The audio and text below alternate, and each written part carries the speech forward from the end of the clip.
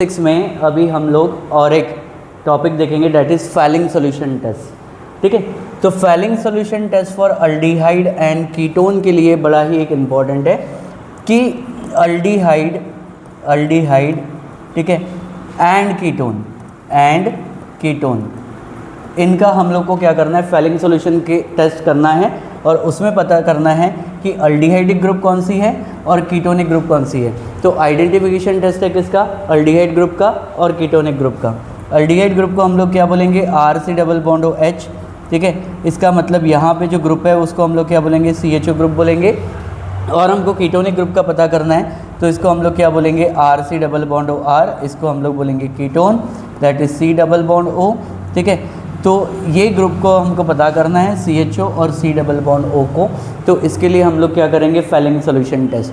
तो Fehling solution test के जरिए हम कैसे पता करेंगे कि यानी आपके पास सैंपल्स आएंगे तो अल्डिहाइड कौन सी है और कीटोन ग्रुप कौन सी है। तो सबसे पहले हमको जानना पड़ेगा फैलिंग सोल्यूशन टेस्ट के लिए। ठीक है, तो सबसे पहले हम लोग जानेंगे कि ये फैलिंग सोल्यूशन है क्या। ठीक है, फैलिंग सोल्यूशन होता क्या है।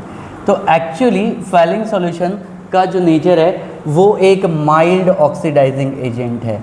क्या है, माइल्ड ऑक्सीडाइजिंग एजेंट है, माइल्ड ऑक्सीडाइजिंग एजेंट है। Fehling solution is a mild oxidising agent. ठीक है, अब ये फैलिंग सॉल्यूशन बनता कैसे है, फैलिंग सॉल्यूशन बनेगा, ठीक है, that is falling solution A से और फैलिंग सॉल्यूशन B से।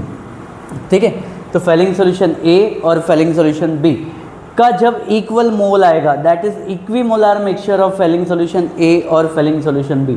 तो what is Fehling solution, Fehling solution is a equimolar mixture of Fehling solution A and Fehling solution B।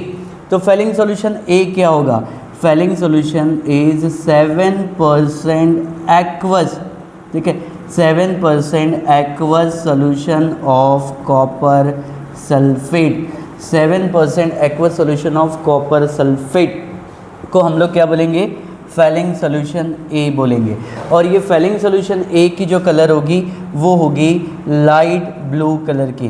Falling solution A की colour क्या होगी, ठीक है, that is light blue colour की। ठीक है, that is light blue colour की होगी फैलिंग सोल्यूशन A।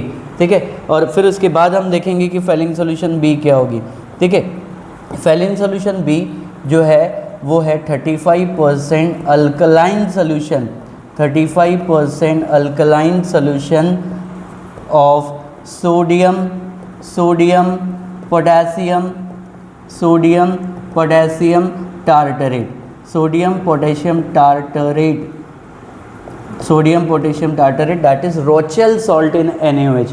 तो फैलिंग सोल्यूशन B जो होगा वो 35% alkaline solution of sodium potassium tartrate जो कि कलरलेस है। ठीक है, जो कि कलरलेस है। तो इसको हम लोग क्या करते हैं कि फैलिंग सोल्यूशन को, आपका रूल तो समझ में आ गया कि ये एक माइल्ड ऑक्सीडाइजिंग एजेंट है। ये बनता कैसे है, फैलिंग सोल्यूशन A से बनता है और किससे बनता है, फैलिंग सोल्यूशन B से बनता है। फैलिंग सोल्यूशन A क्या है, 7% aqueous solution of copper sulphate. Falling solution B क्या है, 35% अल्कलाइन सोल्यूशन ऑफ सोडियम और पोटेशियम टार्टरेट से होगा, जिसको रोचेल सॉल्ट इन NaOH बोलते हैं, जो कि कलरलेस होगी। तो इसकी बॉटल्स आती है A और B की, या उसमें लिखा होता है नंबर 1 नंबर 2।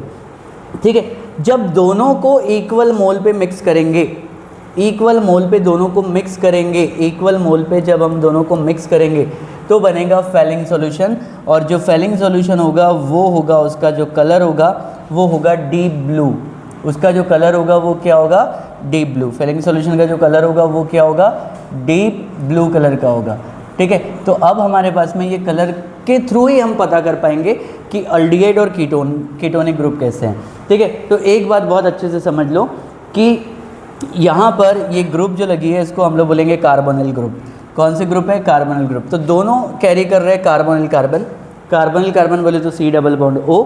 ठीक है, अब अल्डिहाइड में आप देखोगे कि हाइड्रोजन लगी हुई है और कीटोन में क्या देखोगे कि यहाँ पे R लगी हुई है।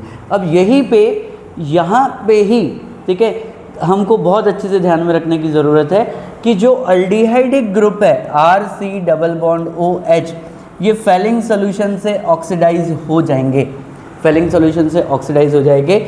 लेकिन कीटोनिक ग्रुप क्या होंगे, ऑक्सीडाइज नहीं होंगे। मतलब आपके पास में दो सैंपल्स है, वो सैंपल्स में अल्डिहाइड है या कीटोन है, उसका आपको अगर पता करना है तो उसके लिए आप क्या करेंगे, फेलिंग सोल्यूशन की टेस्ट करेंगे। अल्डिहाइड एक माइल्ड अल्डिहाइड जो है वो माइल्ड ऑक्सीडाइजिंग एजेंट के साथ क्या हो जाएगा, ऑक्सीडाइज हो जाएगा, लेकिन कीटोन नहीं होगा। कीटोन को ऑक्सीडेशन करने के लिए एक स्ट्रॉन्ग ऑक्सीडाइजिंग एजेंट की ज़रूरत पड़ती है। ठीक है, तो फेलिंग सॉल्यूशन टेस्ट ये हमको बताएगा कि ऑक्सीडेशन अल्डिहाइड का ही होगा, कीटोन का नहीं होगा। ठीक है, तो कैसे करेंगे ये भी हम लोग यहाँ पे डिस्कस करते हैं कि फेलिंग सॉल्यूशन ये किस तरीके से टेस्ट करेगा। ठीक है, तो मान के चलते हैं कि आपको दो सैंपल देंगे, तो सैंपल ए देंगे और सैंपल बी देंगे।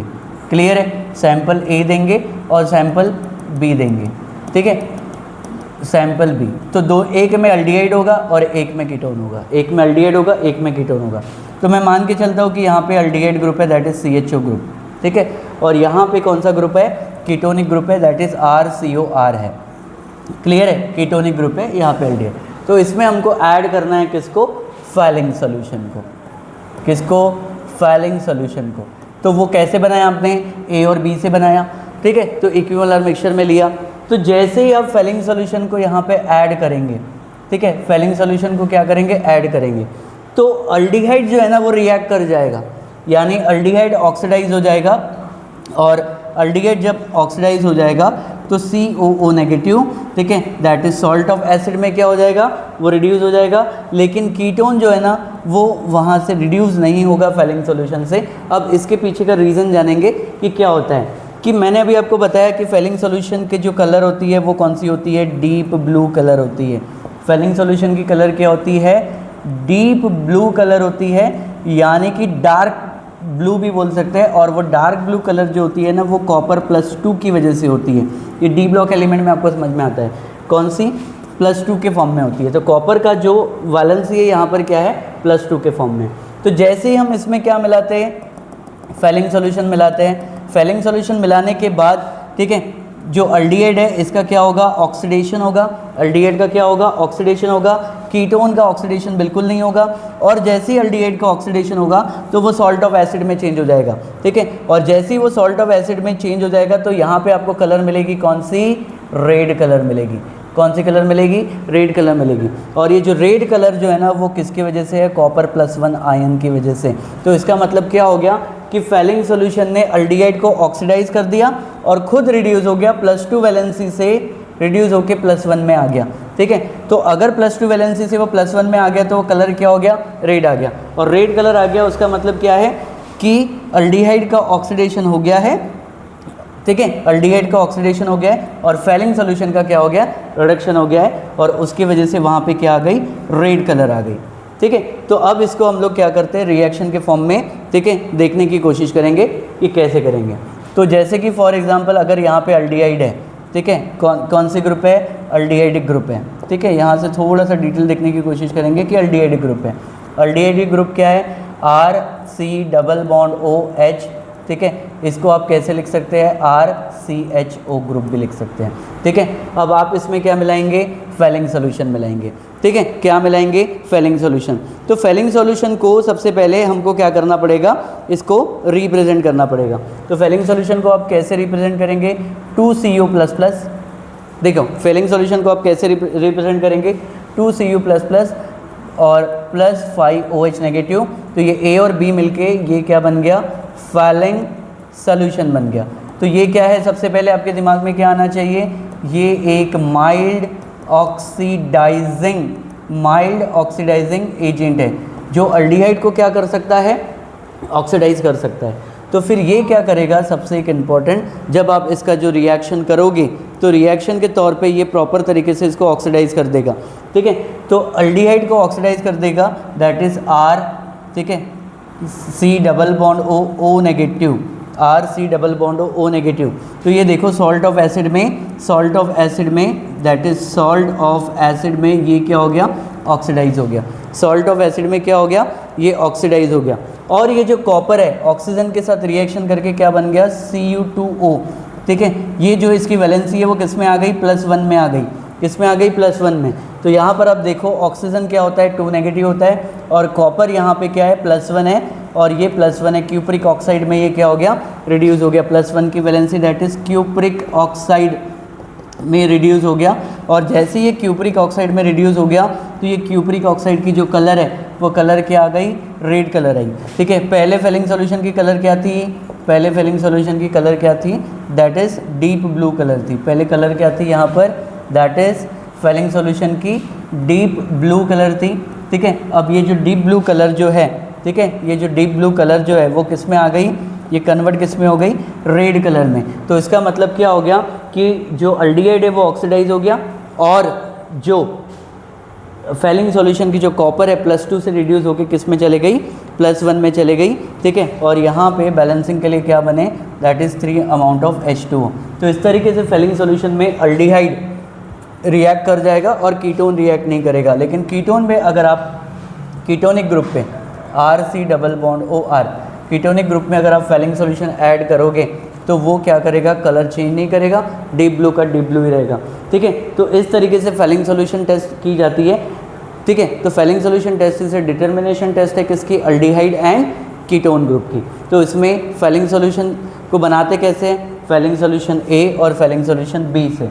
तो फेलिंग सॉल्यूशन A होता क्या है कि सबसे पहले फेलिंग सॉल्यूशन A होता क्या है, Fehling solution A is a 7% aqueous solution of copper sulphate. 7% aqueous solution of क्या होती है, कॉपर सल्फेट। और फेलिंग सॉल्यूशन B क्या होती है, 35% alkaline solution of sodium potassium tartrate that is Rochelle salt in NaOH।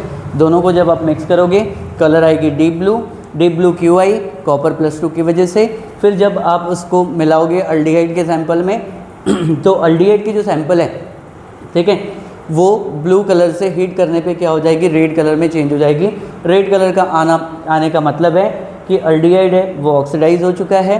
ठीक है, और जो कॉपर है वो रिड्यूस हो चुका है उसके क्यूप्रिक ऑक्साइड में और इससे वो रेड कलरेशन देगा। तो फिर हमारे पास अगर 2 सैंपल दिए जाए तो सैंपल A और B में से आप पता कर सकते हो, ठीक है, किस में अल्डिहाइड है और किस में कीटोनिक ग्रुप है। ग्लूकोज भी ये टेस्ट दे देगा, फ्रक्टोज टेस्ट नहीं देगा। ग्लूकोज से टेस्ट इसलिए देगा क्योंकि ग्लूकोज में फ्री अल्डिहाइड ग्रुप है, वो ऑक्सीडाइज होकर ग्लूकोनिक एसिड में चेंज हो जाएगा।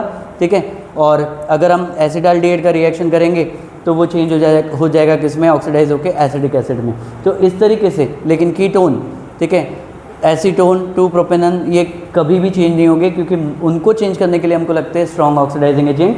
लेकिन जो माइल्ड ऑक्सीडाइजिंग एजेंट है वो अल्डिहाइड को ऑक्सीडाइज कर देते हैं और खुद जाके क्या हो जाते हैं, रिड्यूस हो जाते हैं। ठीक है, तो ये आपको मेरे ख्याल से ये बात समझ में आ गई। Thank you so much.